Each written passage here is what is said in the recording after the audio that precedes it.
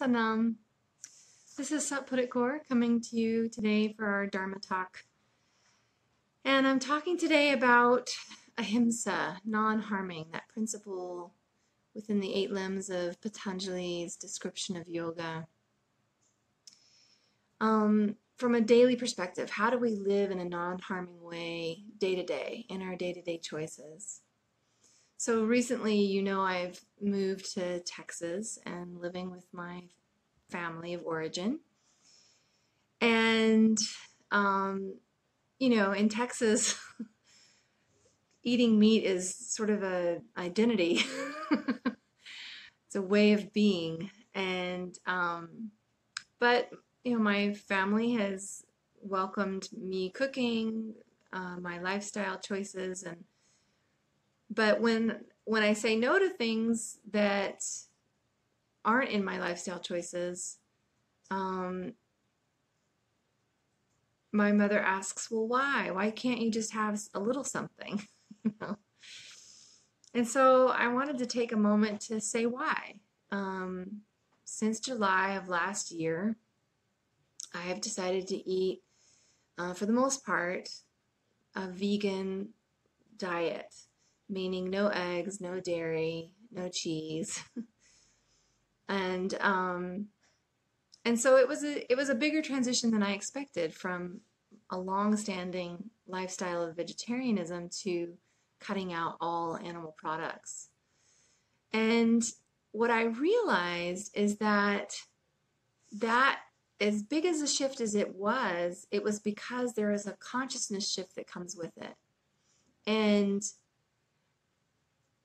so as much as I want to say that my new choices are about my own health or the health of the planet and climate change and addressing all these different issues, what really happens when you start living this lifestyle for any length of time is you become so aware and attuned to the suffering of others.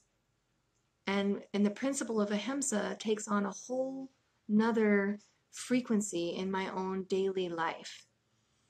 And so for me, Ahimsa, non-harming, is this, practice that many traditions have. Do unto others as you would be treated yourself.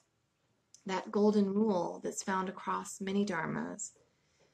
But as the Dalai Lama says, if you can't do good for other people, if you can't serve other people, at least don't harm them. Even if you don't actively do good, at least refrain from harming. And so in these food choices that we make every single day, we have a chance to maybe not be an activist out in the world, but to make a conscious choice to not harm.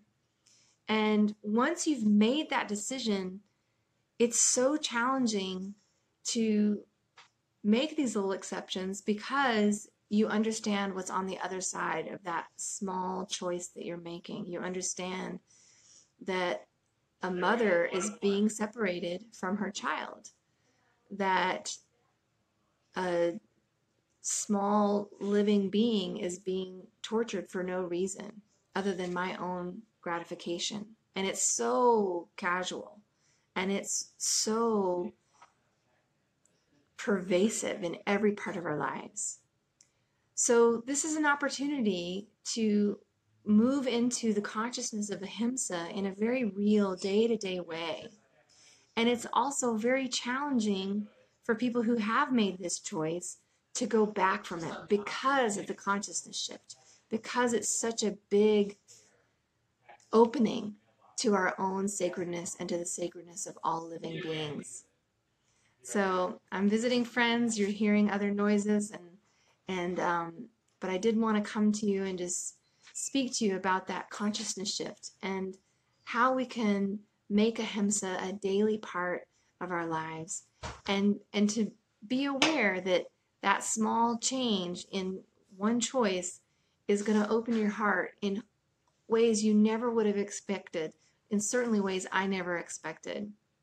And the vulnerability and the love that I feel for living things because I'm consciously making an effort to not harm them every day is shifting me in ways I did not anticipate. So I just encourage you and invite you to step into this consciousness, open your heart a little bit wider, and as the saying goes, just be kind. Sat Nam.